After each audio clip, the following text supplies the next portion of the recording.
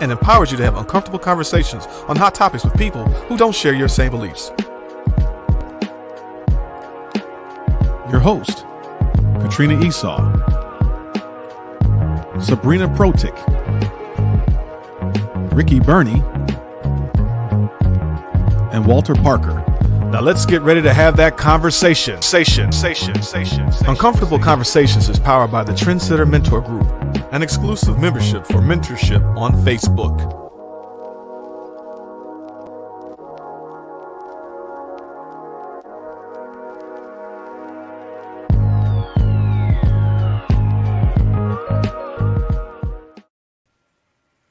Welcome, everyone. Glad you were able to join us again. We are Uncomfortable Conversations morning show. My name is Sabrina Protic, and our mission is each week is to encourage, equip, and empower our listeners to have uncomfortable conversations on personal and social issues that impact our lives.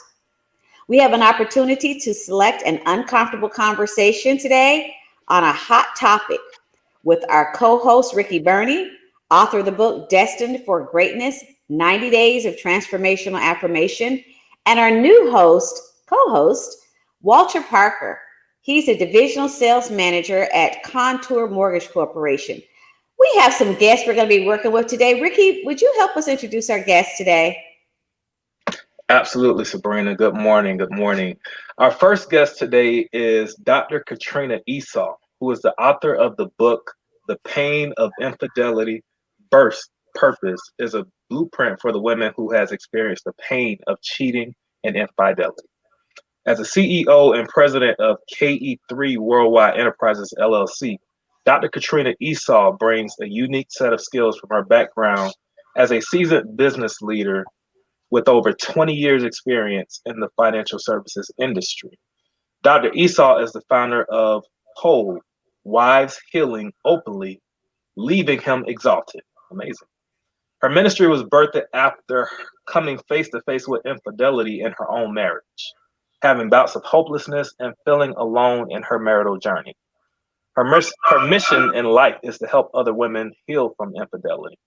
Dr. Esau shares her story with other women to bring hope, encouragement, and healing, whether they are entering in the midst or they walked away from a season of trauma in their marriage. Her desire is that women walk out the healing process so they can be ready for their next. Amazing. Looking forward to that discussion. And our second guest is none other than Ariel Giordano, who is an award-winning author, lifestyle coach, eccentric stretch, and dance instructor. She is also, her passion includes dance, psychology, philosophy, writing, and the creative arts. She dances through life as an international and inspirational author, and we are looking forward to a robust discussion with her as well. Sabrina.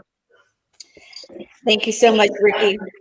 We're having this uncomfortable conversation because we need to understand our criminal justice reform and how this will affect Black and Brown people the most. The United States currently incarcerates 2.2 million people at a rate of over 700 for every 100 residents. Somewhere between 70 million and 100 million Americans have a criminal record, which acts as a barrier to employment and other opportunities following their release. Because children who have a parent behind bars are more likely to end up in prison themselves, our system is harming both the generations and the next generation. Many of the system's flaws in the United States Code, which contains more than anyone could be expected to read or to understand. The absence of a clear definition of the word crime has been made the number of crimes on the books nearly impossible. Walter, can you further this discussion? Can't hear you, Walter. Sorry about that. Good morning. Furthermore, the use of militarized policing tactics and equipment creates deep tensions between law enforcement agents and the communities they police, endangering both and creating a sense of insecurity. Other problems emanate from civil asset forfeiture laws, which sometimes incentivize law enforcement to act in ways that threaten the rights of innocent individuals, and mandatory minimum sentencing laws, which impose unduly harsh and counterproductive punishments, often on nonviolent offenders. Overwhelmingly, these policies have led to increased incarceration, which consumes a significant portion of state and federal budgets.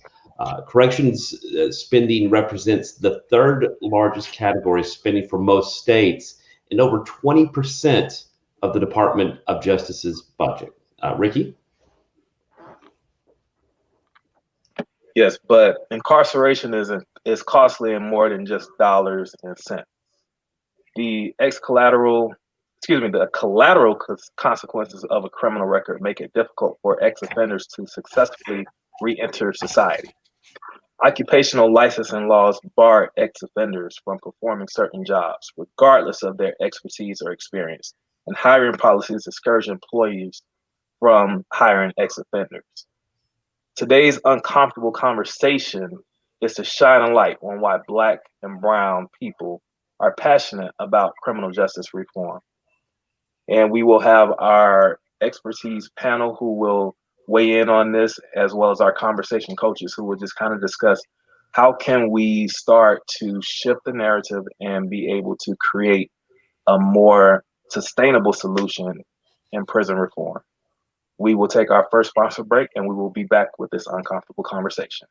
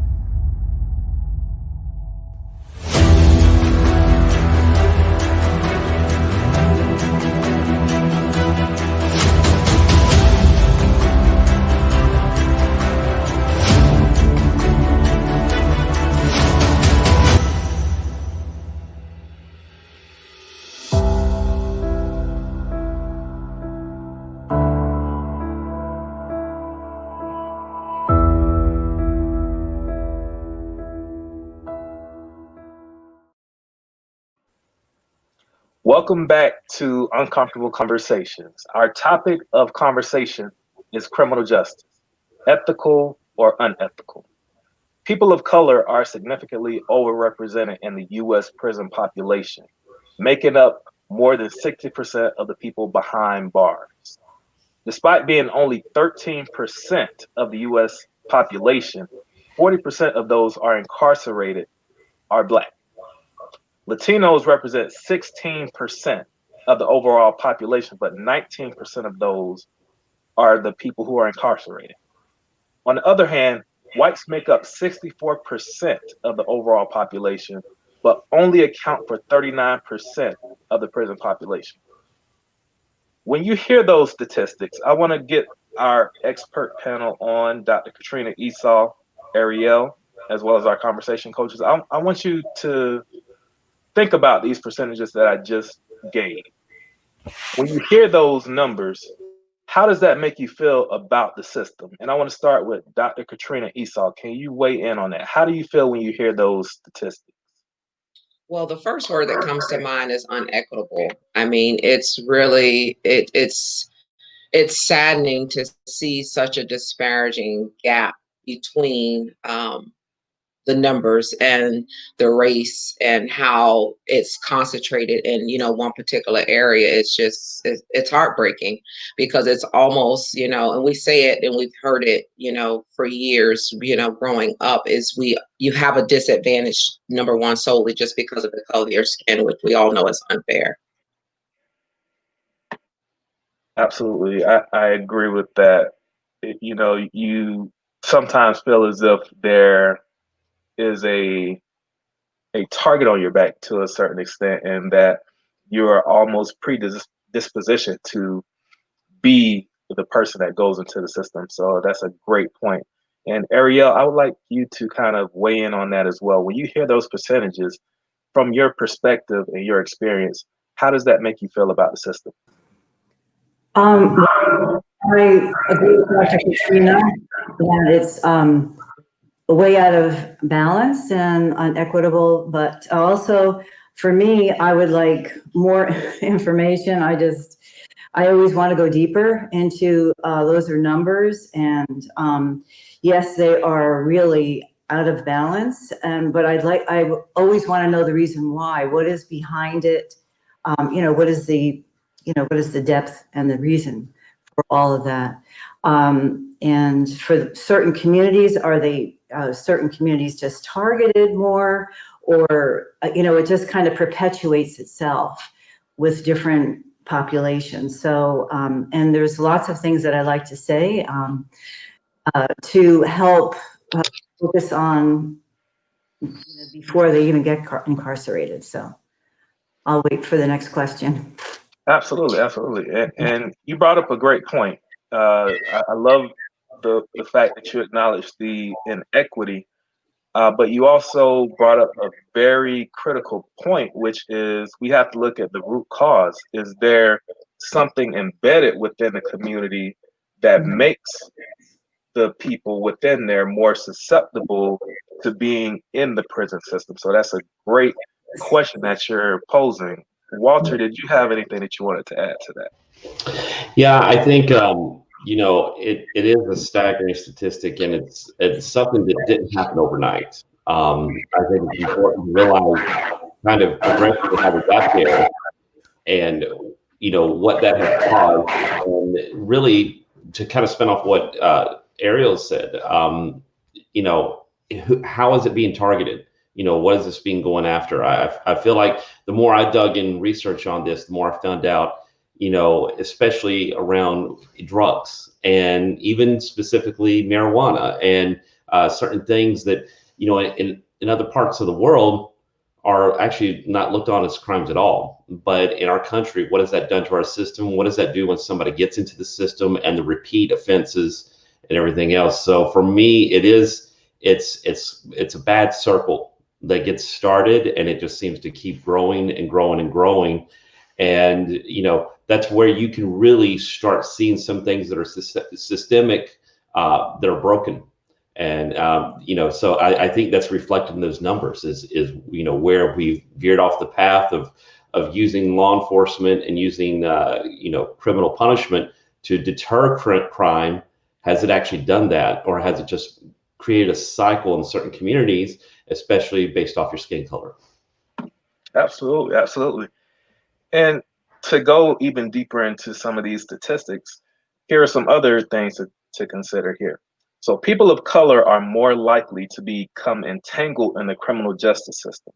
Among Black males born in 2001, 1 in 3 will go to prison at some point during their lifetime. 1 in 6 Latino males will have the same fate. By contrast, only 1 out of every 17 white males is expected to go to prison. A similar pattern exists among women. 1 in 111 white women, 1 in 18 Black women, and 1 in 45 Latino women will go to prison at some point in their lives.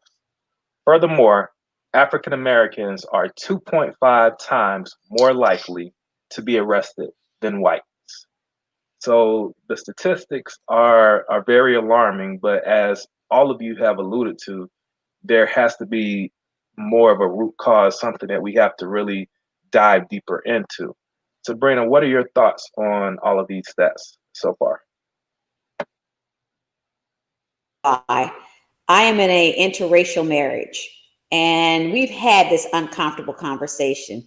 Kind of pokes me in the eye a little bit. I'm just going to be honest, because statements have been made that statistically there are more Black and brown people incarcerated, and I don't like that because I'm all about education, and I can't really dispute those numbers. But let's go a little bit deeper. It's the reason why, and we find that economics play a huge role in incarceration, in addition to, and we know, some unlawful arrest and some biased arrest. So there are reasons why the numbers stack high for Black and brown people. We've even got more women now. And so the reasons behind those numbers need to be explored a little bit more. But yes, I've had that uncomfortable conversation. And, they say the numbers don't lie, but we have to dig deeper as to why these things are happening and what can we do as a society to balance the scales. And Ricky, you mentioned earlier about incarceration, and reform. So what's happening with that? So we're getting these people back out, and men and women and the babies and things like that. There's just a lot of things as a society that we can do to change all of this and to even make our reform better. And the so-called war on drugs was disproportionately affected people of color. Despite using and selling drugs at rates similar to those of their white counterparts, African Americans and Latinos called 62% of those in state prisons for drug offenses and 72% of those sentenced for federal drug trafficking offenses, which generally carry extreme mandatory minimum sentences. So people of color, particularly Black males, face longer sentences than their white non-Hispanic counterparts for similar crimes. According to the U.S. Sentencing Commission, between 2007 and 2011, sentences for Black males were 19.5% longer than those for whites. Furthermore, Black men were 25% less likely to receive sentences below the sentencing guidelines for the crime of which they were convicted. So let me ask you this. If you were speaking to a group of male high school students on this topic, how would you empower them to respect our criminal system? Dr. Katrina, let's start with you. How would you speak to them? So for me, I think number one is education. I mean, we have to educate them not only on the numbers, but we have to educate them so that they can go out and be a positive representation in the community. The thing about, as I think about this and listen to you, it's challenging because I think we, in some aspects we have a broken system. So even with educating, it's like sometimes I feel like you do all the right things, but yet we still have to face the disparities. We still have to face, we kind of touched on it a little earlier around the unconscious bias and how we judge and do things, for whatever those reasons are. And the other thing I think that's very important is just instilling values. And, it starts at home. It goes back to what Ariel was saying earlier in terms of, getting to the why. And so I think the more we dig, I think it's a multi-layer. It's no one culprit.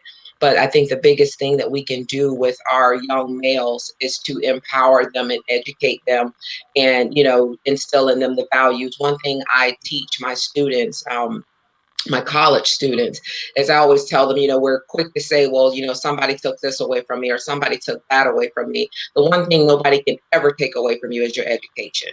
So I think making the statement and explaining, how important education is and to use it, to leverage your education, to leverage your knowledge. I think that's huge, and it opens so many doors. I can't say enough about education. I mean, I think that's the ground level. So true. I think it is the key to systemic change. Is education. I think it's such the counterpoint. It's the foundation for everything else, right? Ariel, what do you think? Same question. If you were speaking to a group of male high school students on this topic, how would you empower them to respect our criminal system? With teaching them to love themselves and respect themselves, and like Dr. Katrina said, education.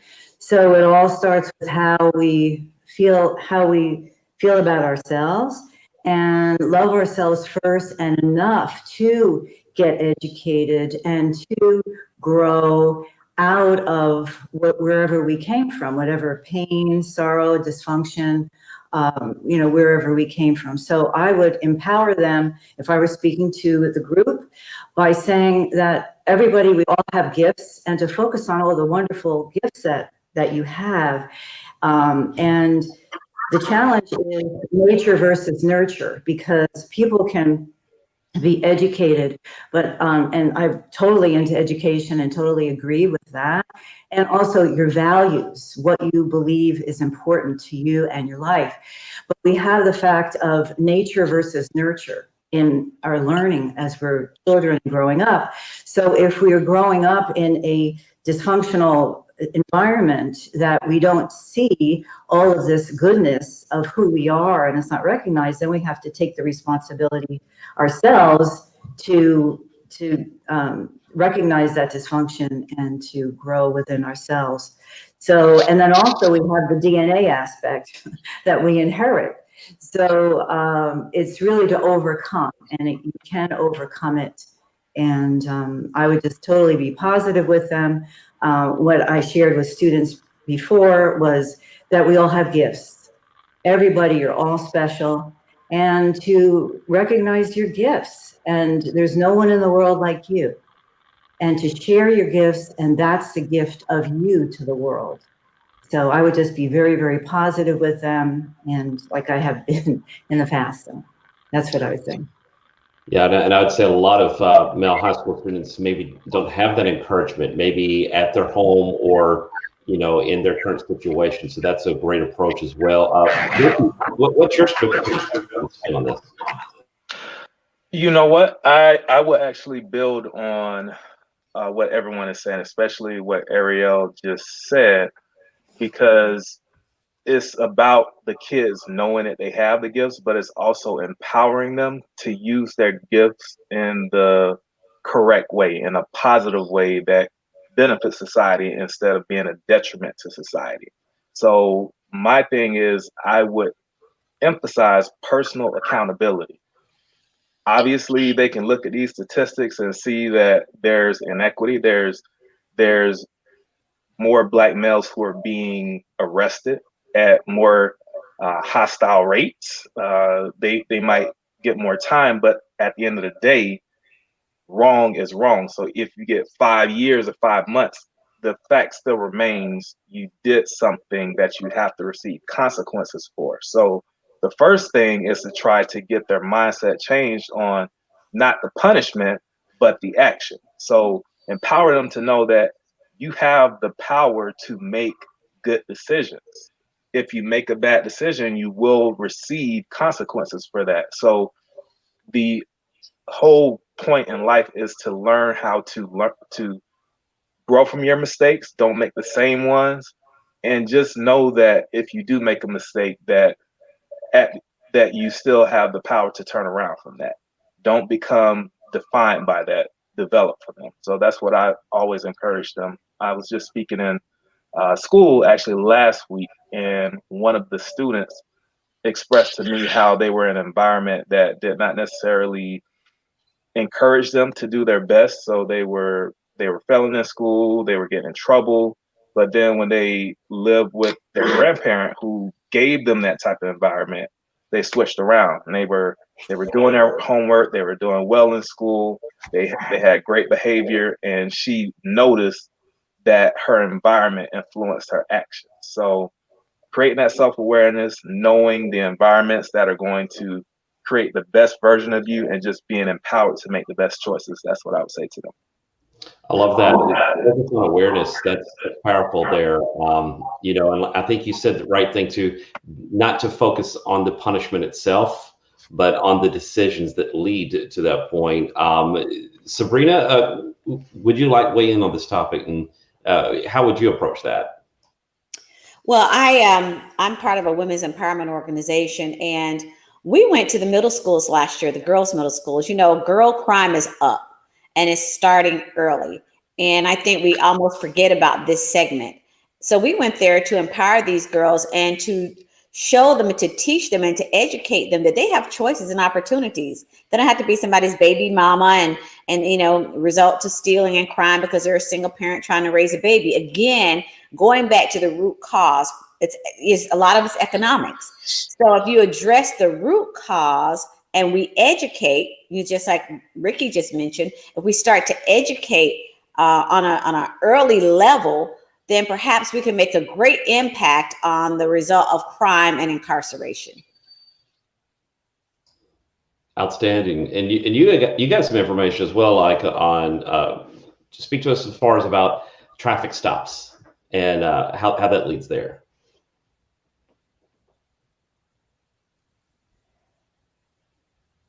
I'll speak out on that. You're saying traffic stops and yeah. I think Ricky and I both shared a story on that. I'm not, am I the poster child for, crime? But I got pulled over in a neighborhood, scared me to death. And it was very intense. And I couldn't help but think if I had been of another race, that whole scenario would have played out a lot different. And all it was the light on my tag was out. I had a tag. And I had two police officers like ready, what do you have in the car? You hiding something? And I mean, you're coming at me like that. I'm just a woman at night. And it was very intense. And if I had made the wrong move or said the wrong thing, who knows what would have happened to me?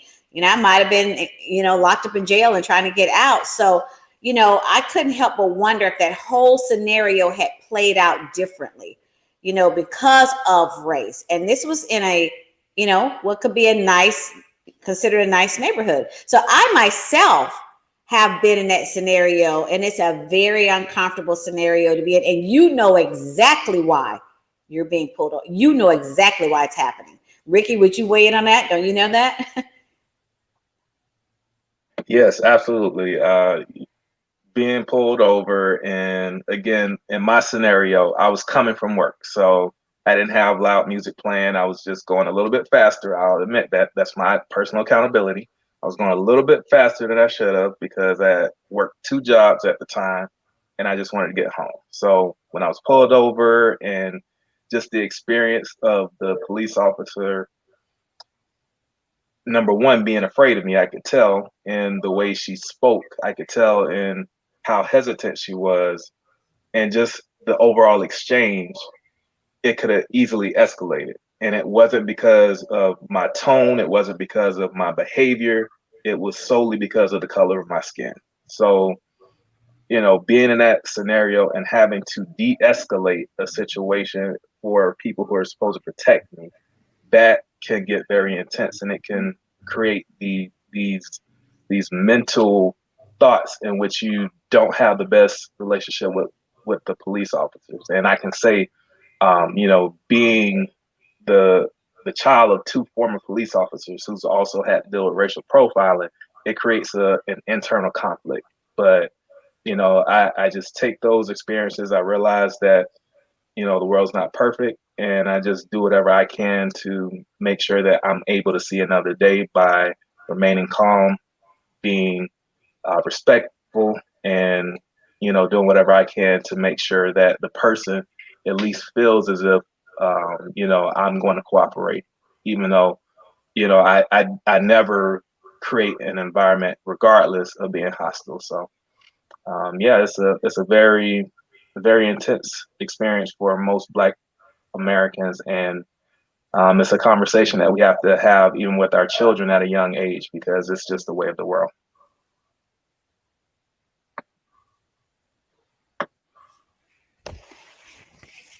Wonderful. So are we ready to go to break now, Walter? I believe so. I believe we're going to take a sponsor break, and when we come back, we will discuss the unethical issues that take place in the prison system.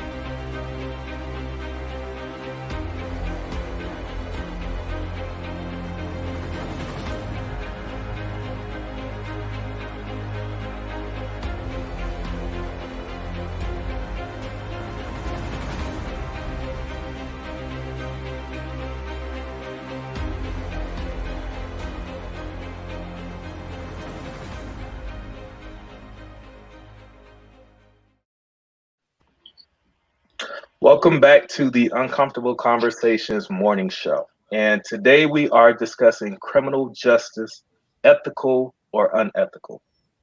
We are starting a conversation on the disproportionate numbers of minorities serving longer sentences for the same crimes than whites. We're going to share some reasons as to why many criminals are not reformed in the current criminal justice system. One is risky and deviant sexual behavior. This is one of the unethical practices that is evident in the prison systems. Prisons are usually known to confine offenders in one place. They are never allowed to visit their spouses or family. This leads to a situation where the conjugal visits of prisoners are not met. Another is rape. This is also another unethical practice within the prison system. Various researchers assert that rape cases in prison continue to escalate year after year. People with the offense of rape are usually allowed to mingle with the other prisoners. Women are the worst hit in this case. And Sabrina, did you have any other stats or information that you wanted to bring up? Yes, thank you so much, Ricky. This is just, astounding to me, just astounding. Mistreatment of prisoners' children. Some women are usually put in prison when they have babies and they can't be left at home. Sometimes the women never have someone who can take care of these very small children. They end up going to prison with their children. Some of them deliver their children while in prison. Research shows that these children usually go through a lot of mistreatment as if they're the ones who committed the crime. The children are typically made to stay in confinement with their mothers. They're not given adequate bedding and they sleep on a cold floor at night. The children are never provided with sufficient food or a balanced diet that is necessary for their growth and development. This is entirely unethical as these children they're innocent victims and they do not deserve this mistreatment. Sometimes the children are even verbally abused. It just breaks my heart as a mom. Walter, can you weigh in on this? Yeah, emotional and physical abuse, with emotional and physical abuses are usually noted to be quite rampant in prison. Physical abuse sometimes results in severe health repercussions throughout affected prisoners' lives. Some prisoners suffer kidney problems due to physical damage while in prison. Other physical injuries make prisoners dependent on drugs for the rest of their lives. So some injuries make it hard for affected prisoners to lead healthy lives where they can do physical work. This is not ethical at all. I mean, from your perspective, do you see a solution in the present system? Let's start with you, Ariel. Let's ask you that question. Do you see a solution in the present system?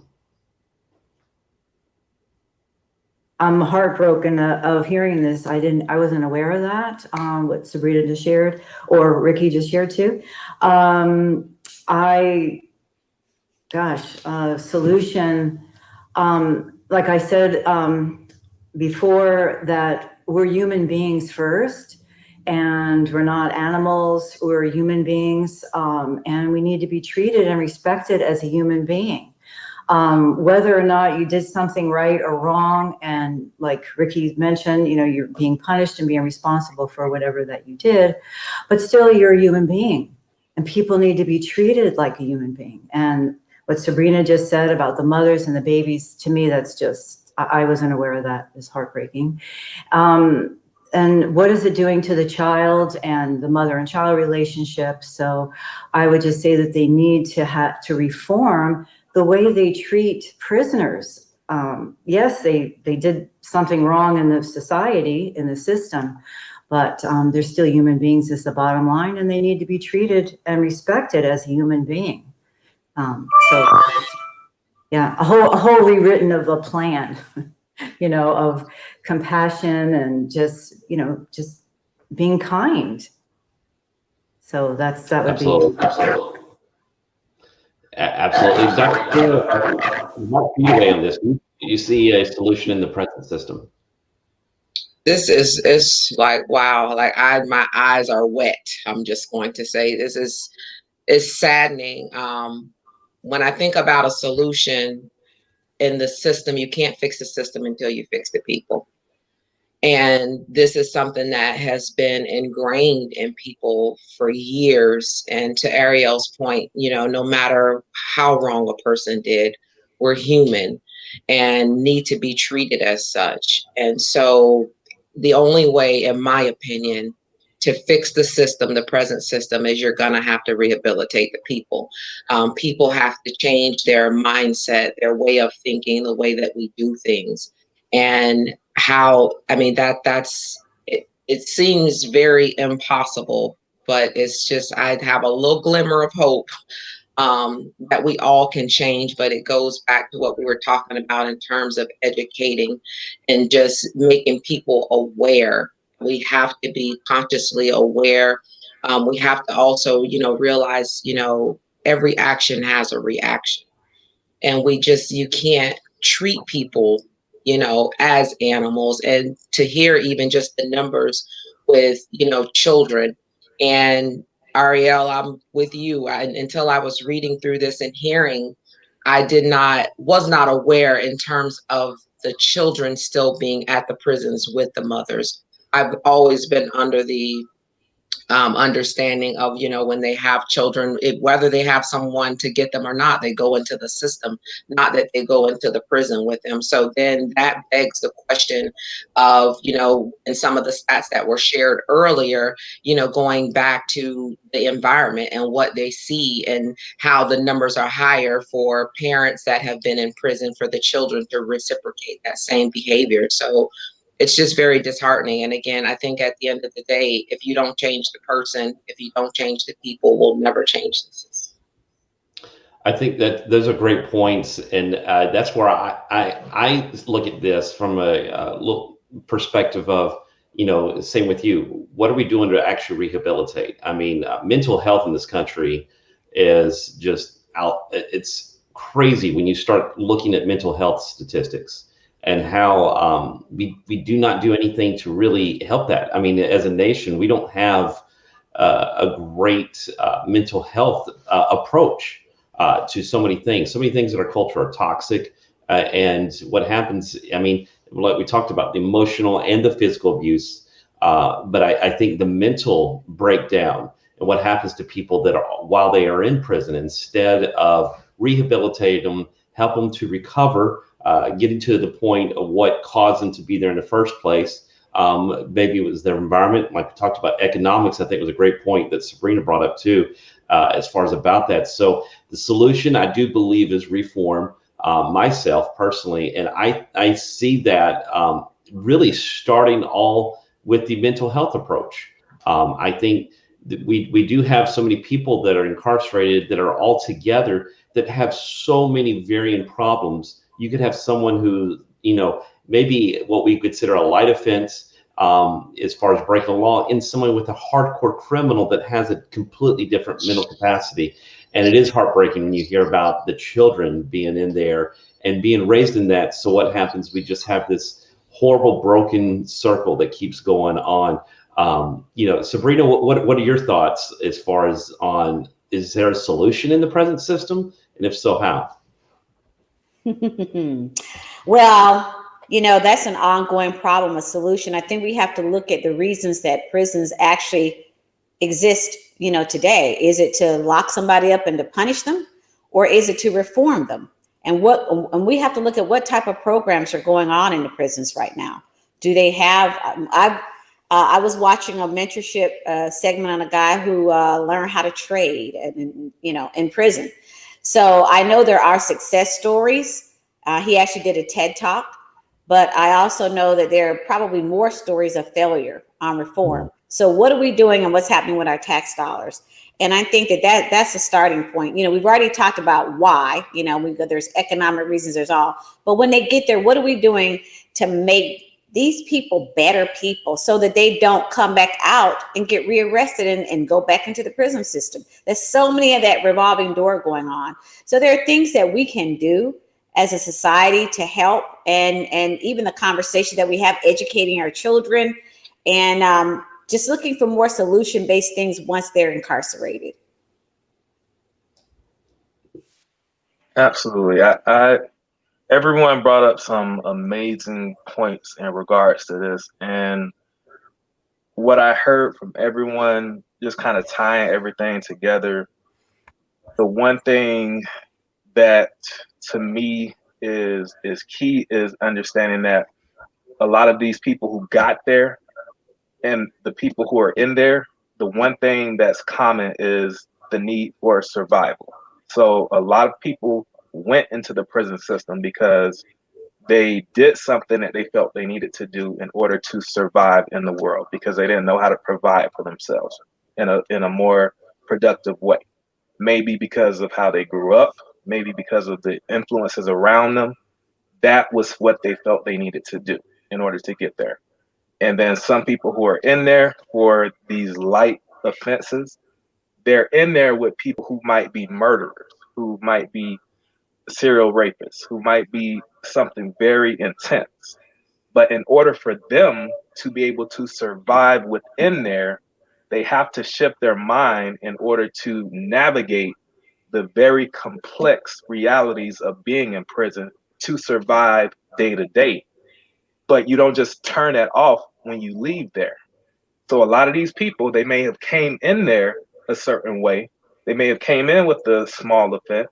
They may have came in there with the intentions of going out into society and doing the right thing. But because they had to survive, and sometimes they had to get more violent or brutal just to see another day, they still have that mentality. They're institutionalized. So when it's hard for them to make money when they get out because people have these labels on them, then they revert back to what they needed to do in order to survive. So a lot of what we need to do is figure out how do we not necessarily put everyone in the same category when they're in there? How do we protect the people who don't feel as if they have any reason to live or any reason to do good anymore because of their offense, with the people who are possibly able to rehabilitate? And how do we get the people who want to rehabilitate? How do we ensure that we have the right people in the system with them to help them do that? As someone who's been in there, I know it's a lot of them in there. I've gone in there to kind of help them to learn how to look at life when they get out, because they need to know that people are going to see them in a certain way just because of what's on their background. But how do you navigate that? How do you realize that just because some people are going to judge you doesn't mean that that's who you are? So getting the right people in there to help them to be able to move past their mistakes, that's one thing. Allowing them to have even if it's like counseling, in order for them to not become institutionalized and repeat the same cycles, I think all of that is what it is. And overall, we have to learn how to see them as who they are. They're humans. Regardless of the offense, they are still humans, and every human has a right for certain resources. And once we do that, I think we can start the conversation of this multi-layered problem of prison reform. And with that, we will take our commercial break and we will return with our Love It or Leave It segment. See you in a few.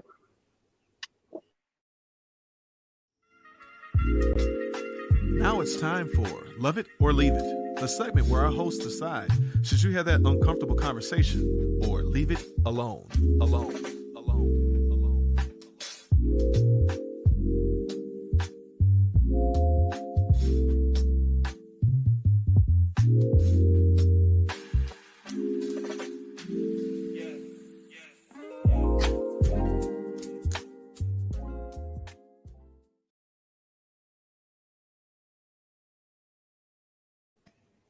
Welcome back to Uncomfortable Conversations, and we're going to get to one of my favorite parts of the show.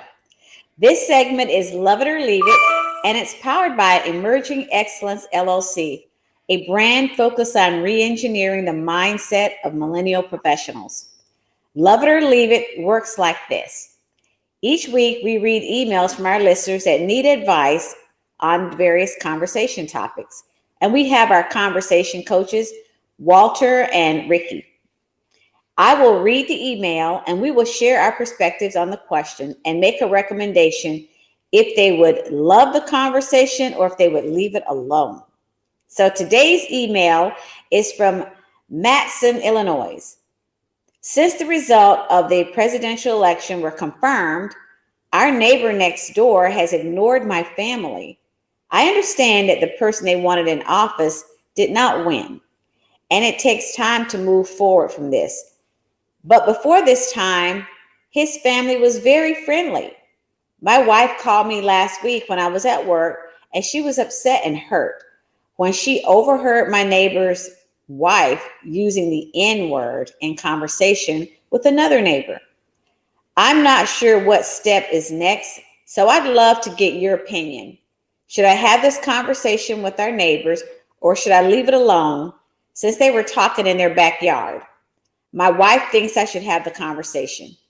Let's go to Walter. What would you do in this situation? Love it or leave it, Walter? Oh yeah, I feel like this is a hot seat question.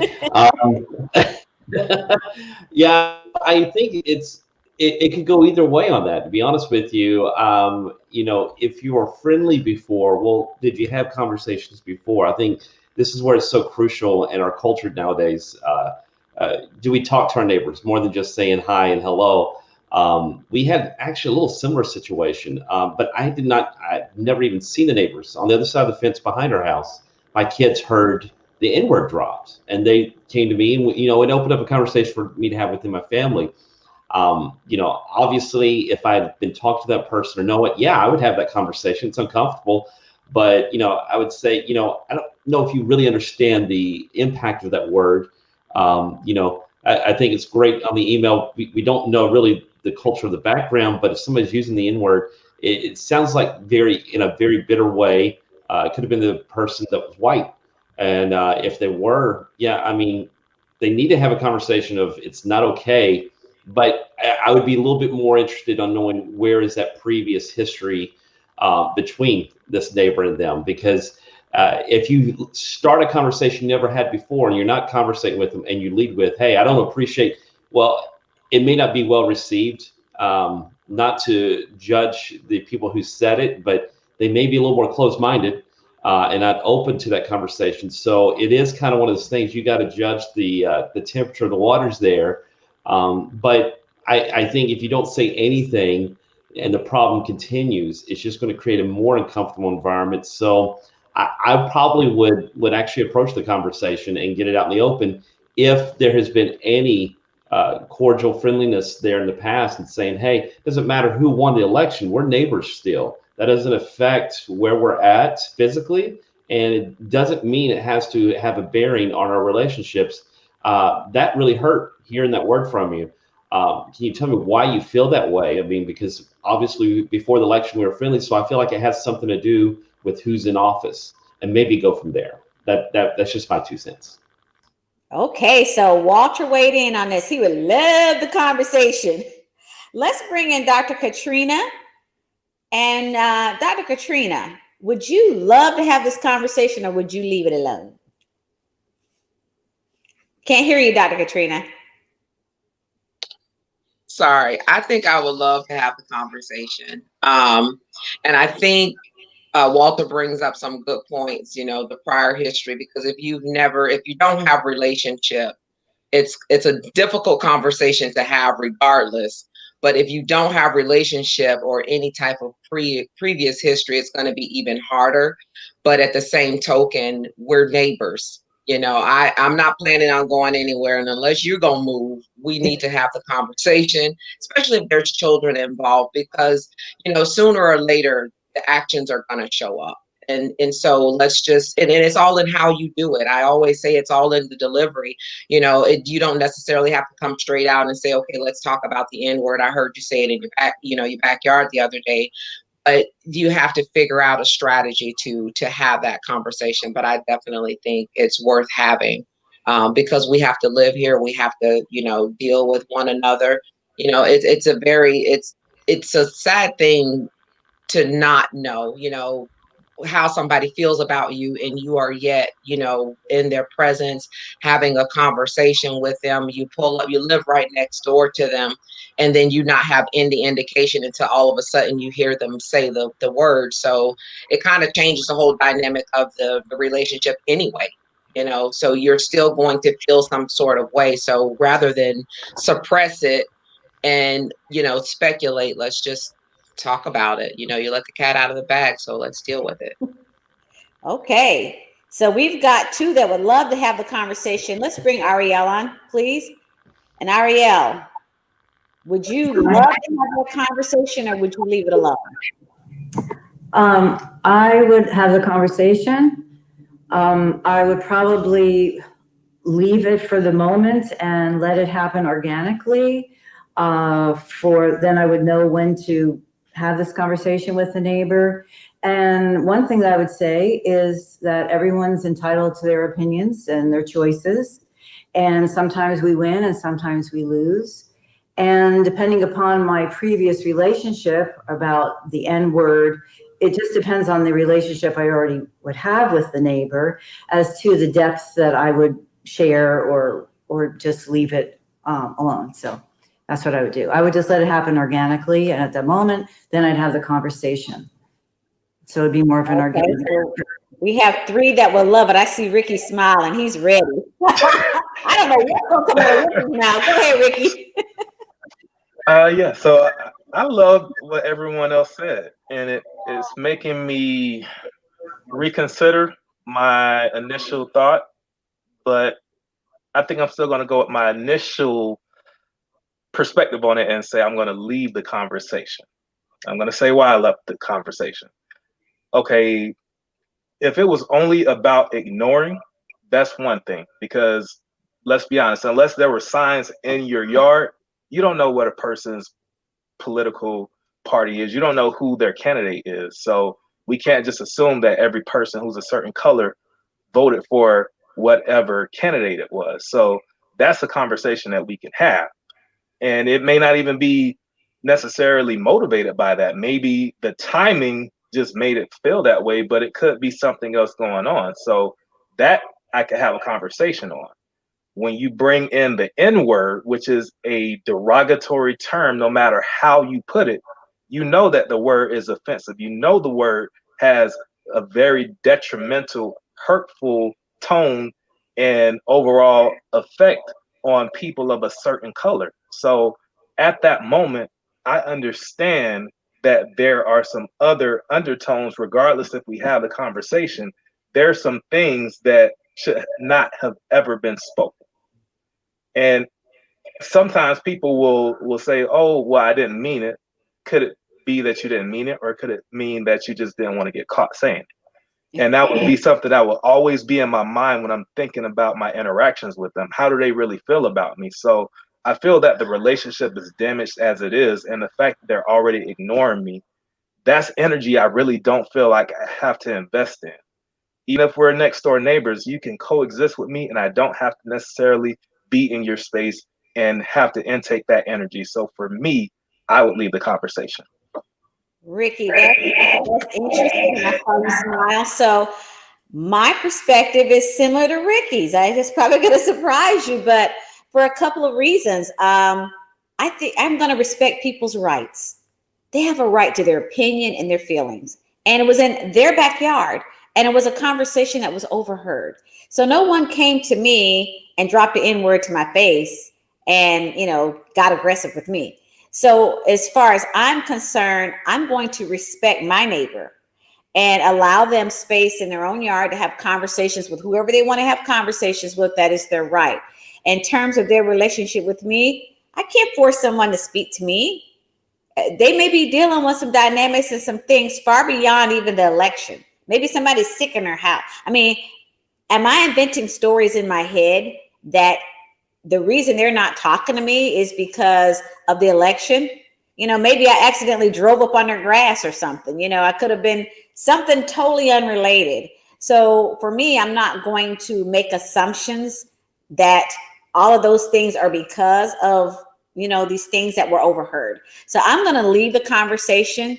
And unless the neighbor comes to me with an issue, then I'll have that conversation, but I'm not going to create an issue based on the things that I heard and the things that I'm assuming. So Ricky, what are we going to do about break? Well, we've had such an amazing conversation today. I think we are, we can just kind of take this time to really reflect on it. Get everyone maybe 30 seconds, their last thoughts on what they feel about prison reform. How actually, as a listener, how can a listener contribute so that we don't have this problem of mass incarceration? What do you think what would you give the listeners as far as advice on how they can contribute individually? 30 seconds each person. We'll start with Walter. Yeah, I think education is key. There's been stats and information given today that even to us, the panel, when we're first reading through this, we're like, wow, did not know this. I think you got to know that there's a problem, recognize it, and admit it before you can start with solutions on changing it. So I think it would do every listener, excuse the term, justice, to actually go out and read about this and find out more in their area. I actually lived for a short period in Starke, Florida. So half the population there worked in the prison system, and it's also infamously known for the death penalty. My position on the death penalty changed living there in that community. I felt like, hey, I'm a person that's for life. And so I really feel like, understanding that and then contacting your local, political officials. I mean, you have to get involved. You have to see what's going on. If you learn about this, I think most people want to see some change. I think at the true heart of it. So for me, I think it's begins and ends with education, as far as knowing what is going on out there, and then taking the next steps as far as awareness. It starts from within, and then it can go out and actually make a difference in the community, and make sure that it is a priority to our local and national officials. That's just my 2 cents. Perfect. Ariel, 30 seconds or less. There's it that it all begins with you, and to be honest with ourselves and aware, and to really be a wonderful role model in the community for others to follow. So when we heal ourselves, we heal others by being a role model for them. Also, I'm all about the children and families, and I would be a good role model for children in the community, and also be aware of all the things that are going on and see what you can do to help the health and mental health and wellness of your community before they get into the incarcerated or into the system. Perfect. So I'm helping before. Perfect. Thank you. Dr. Esau. To add to what's already been said, I would say if you're in a position to create opportunities so that our youth can utilize their gifts and cultivate their gifts, to do that. I would also say develop. I saw a post the other day and it was talking about developing in the negatives. So also, if you are in situations or you have influence over others that are in negative situations, help them to develop through that. And then last but not least, touching back on something you said earlier, Ricky, around the environments that we're in and how our behaviors are based upon that and what's created. I would just say to parents, make sure that you create structure and that you create safe environments, that your children are comfortable coming to you, and that they know that there are consequences and that there's boundaries established. We have to be more of the parental and authority figures versus being their friends, and just love, and show compassion and care to others. Absolutely. And my last statement is just to hold people accountable for their actions, but don't necessarily keep them bound to those actions that they may have done incorrectly. I think that's the main thing we need to do, and that's, I think, the key to really exploring prison reform. So thank every single one of you. Thank you, Sabrina. Thank you, Dr. Esau. Thank you, Ariel. Thank you, Walter. This is our episode of Uncomfortable Conversations on prison reform. Next week, we will be back with another uncomfortable topic about the issues that are going on in society. So have an amazing Thanksgiving. Have an amazing rest of your week. We will see you next week. Happy Thanksgiving. You can follow our host on Facebook. Search Trendsetter Mentor Group and join. Email your uncomfortable conversation questions to npartners@yahoo.com. We will address your questions on next week's show. Let's have that conversation.